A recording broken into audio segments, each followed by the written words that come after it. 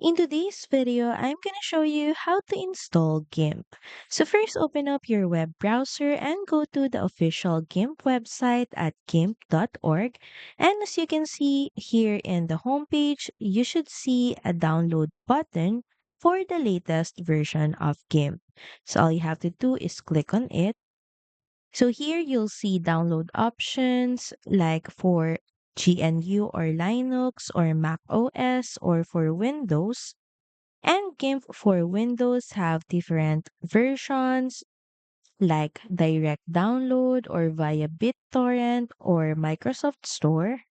So just choose the correct version for your operating system and your preferred download method and click on the download button. Now just wait for the file to be downloaded. Now once downloading, just open it up.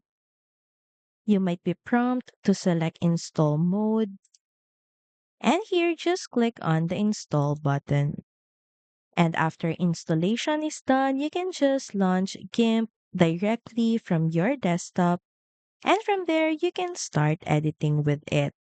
And that's it. So thank you for watching this video and see you again on the next one.